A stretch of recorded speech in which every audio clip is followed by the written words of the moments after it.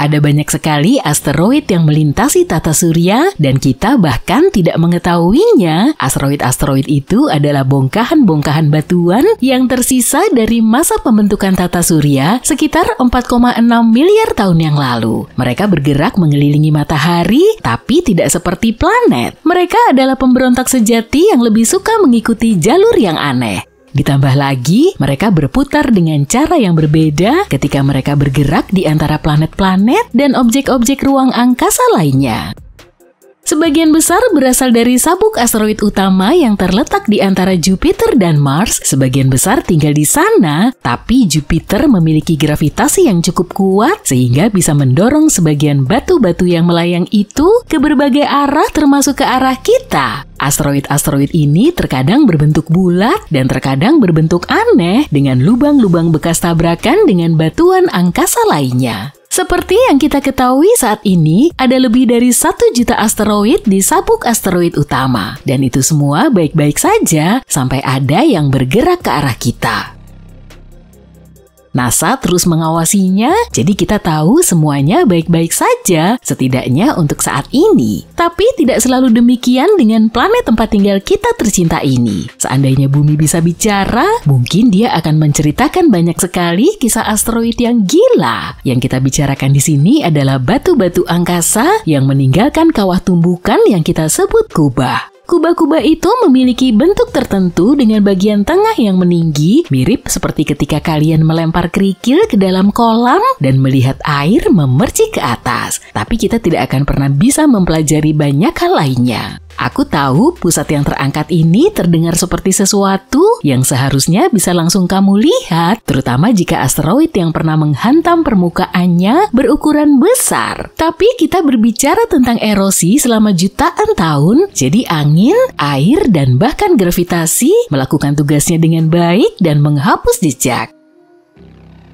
Kubah-kubah tersebut mengalami kerusakan akibat benturan dan beberapa situs bahkan tersembunyi di bawah lapisan batu dan tanah. Atau situs-situs itu menghilang selamanya karena lempeng tektonik bumi terus bergerak. Lihatlah bulan juga mengalami banyak tabrakan. Tapi di sana tidak ada lautan atau lempeng tektonik yang bergerak atau bahkan angin yang secara perlahan selama jutaan tahun menghapus kawah-kawah dari wajahnya. Pada dasarnya seluruh sejarahnya tertulis di permukaannya, tapi bumi memiliki kekuatannya sendiri yang dapat menghapus tempat-tempat seperti struktur tumbukan Frederick dan kawah Chicxulub. Kamu tahu kan kawah terkenal yang memusnahkan dinosaurus?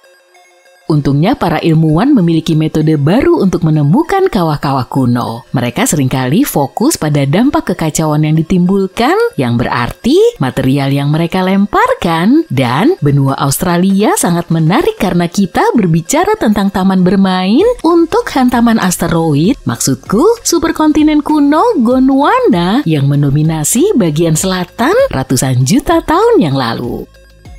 Para ahli mengetahui sekitar 38 dampak, ditambah lagi mereka berspekulasi tentang 43 lainnya, beberapa struktur relatif kecil, sementara yang lain besar dan benar-benar tersembunyi.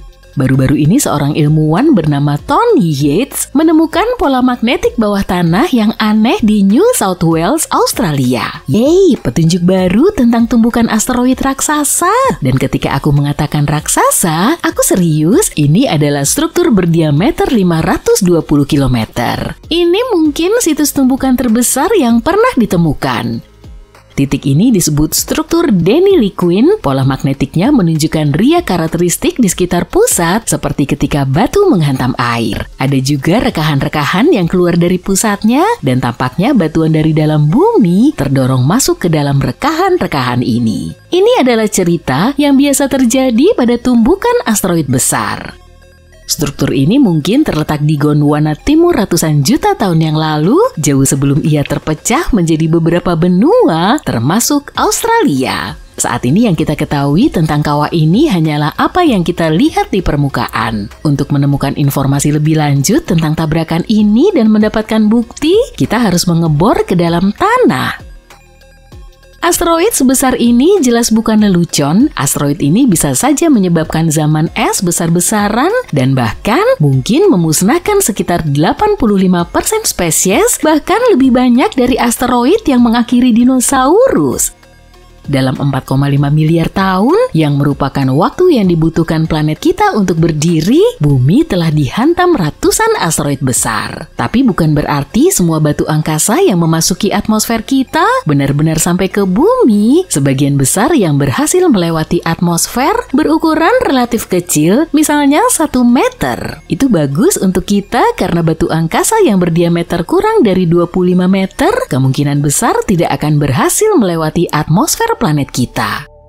Karena batu-batu angkasa ini datang ke arah kita dengan sangat cepat, mereka memanaskan gas-gas di atmosfer dan membakarnya. Setelah penyusup kosmik memasuki atmosfer kita, mereka berubah menjadi meteor. Dan dalam banyak kasus, meteor tidak menyebabkan banyak kerusakan jika ada saat jatuh.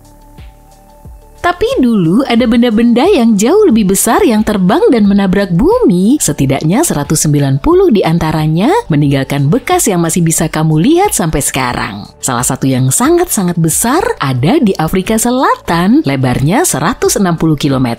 Ini sebenarnya adalah yang terbesar, setidaknya itulah yang dipikirkan oleh para ilmuwan saat ini karena mereka masih perlu memeriksa sebanyak mungkin detail tentang kawah baru di Australia ini. Kawah di Afrika Selatan ini terbentuk sekitar 2 miliar tahun lalu dan asteroid yang membentuknya mungkin lebih besar daripada asteroid yang memusnahkan dinosaurus. Ketika sebuah asteroid berukuran lebih besar dari 1 kilometer, dampaknya bisa sangat besar di seluruh dunia. Tabrakan ini sangat kuat sehingga bisa menyebabkan kebakaran di mana-mana dan melontarkan banyak debu ke udara. Ketika ada banyak debu di atmosfer, iklim di bumi bisa berubah selama berbulan-bulan atau bahkan bertahun-tahun. Lalu ada juga asteroid yang paling populer yang membuat lubang raksasa yang sekarang kita kenal sebagai kawah Chicxulub. Kamu tahu ceritanya kan? Ia menabrak planet kita 66 juta tahun yang lalu ketika dinosaurus yang malang berkeliaran mencari makan, jatuh cinta, dan pada dasarnya hanya melakukan apa saja.